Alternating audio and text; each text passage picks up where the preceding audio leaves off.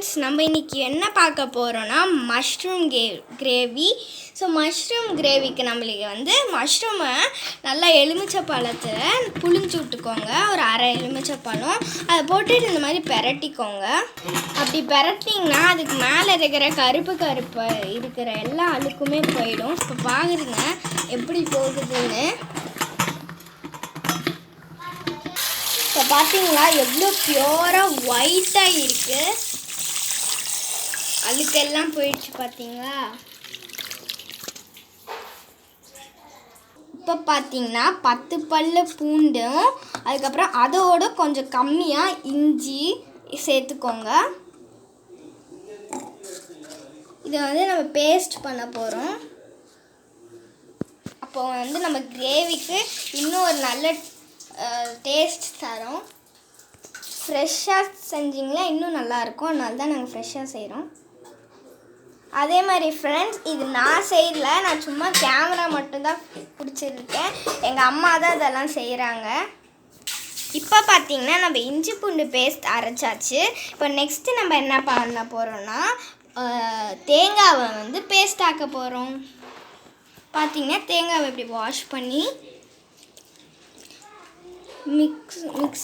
மிக்சியில் கிரேட் பண்ணிக்கோங்க.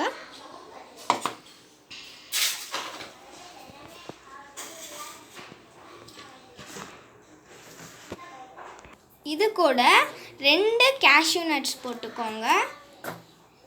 லைட்டாக தண்ணி சேர்த்துட்டு அரைச்சிக்கோங்க. இப்போ பார்த்தீங்கன்னா தக்காளியை அரைச்சிக்கலாம். இப்போ பார்த்தீங்கன்னா ஒரு பேனில் கொஞ்சோண்டு இப்போ பார்த்தீங்கன்னா நாங்கள் கடலை எண்ணெய் போடுறோம். நாங்கள் எப்பயுமே எங்கள் வீட்டில் கடலை எண்ணெய் தான் போடுவோம்.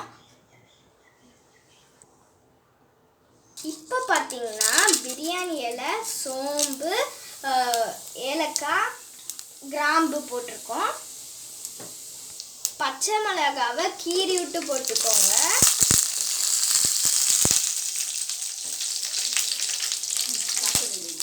வெங்காயம் அதே மாதிரி சின்ன வெங்காயமும் பெரிய வெங்காயமும் எடுத்துக்கோங்க. சின்ன வெங்காயம் 10, பெரிய வெங்காயம் 1 சின்ன சைஸ் எடுத்துக்கோங்க. நல்லா சாட்டே பண்ணிக்கோங்க. இஞ்சி பூண்டு பேஸ்ட் ஊற்றிக்கிறாங்க. சின்ன பிள்ளைங்க பார்க்குறீங்கன்னா நீங்களும் உங்கள் அம்மாவுக்கு ஹெல்ப் பண்ணுங்கள் கிச்சனில் இருக்கும் போது. மஷ்ரூமை இந்த மாதிரி நல்லா கட் பண்ணிக்கோங்க.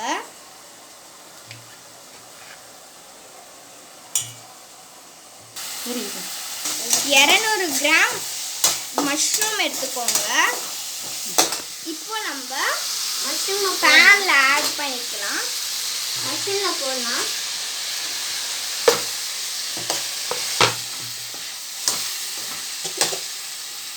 மஷ்ரூம் தண்ணி விடும், அதனால் தக்காளிக்கு முன்னாடியே நீங்கள் போட்டுக்கோங்க. தண்ணி விடுது பாருங்கள்.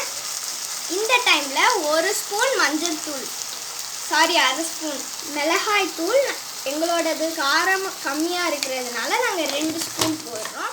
உங்கள் மிளகாய் தூள் எப்படி இருக்கோ அந்த மாதிரி நீங்கள் போட்டுக்கோங்க. மல்லி பார்த்தீங்கன்னா 2.5 ஸ்பூன் போட்டுக்கோங்க. கரம் மசாலா அரை ஸ்பூன். பார்த்தீங்களா எப்படி தண்ணி விடுதுன்னு. நல்லா ஜாலியாக இருக்குல்ல பார்க்க. உப்பு தேவையான அளவு. கல்லுப்பு தான் ஹெல்த்துக்கு நல்லது, அதனால நீங்கள் கல்லுப்பு சேர்த்துக்கோங்க. தக்காளி அரைச்சி ஊற்றிக்கோங்க. ஏன்னா நம்மள மாதிரி குட்டி பிள்ளைங்களுக்கெல்லாம் தக்காளி வெறும்னே சாப்பிட பிடிக்காது. அதனால எங்கள் அம்மா அரைச்சி ஊற்றிருக்கிறாங்க. பாருங்க எவ்வளோ யம்மியாக இருக்குது பார்க்கும் போதே. பார்த்தீங்களா எவ்வளோ யம்மியாக இருக்குது. இப்போவே சாப்பிடணும் போல் இருக்குது.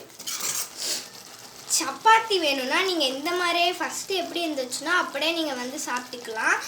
ஆனால் நீங்கள் சாப்பாடுக்கு செய்கிறீங்கன்னா லைட்டாக தேங்காவை அரைச்சி ஊற்றிக்கோங்க. நல்லா யம்மியாக இருக்கும். நீங்கள் எப்படி சாப்பிட்டாலும், இப்படி சாப்பிட்டாலும் சரி, அப்படி சாப்பிட்டாலும் சரி. பாருங்க எப்படி கொதிக்குதுன்னு. நான் ஊற்றுறேன்.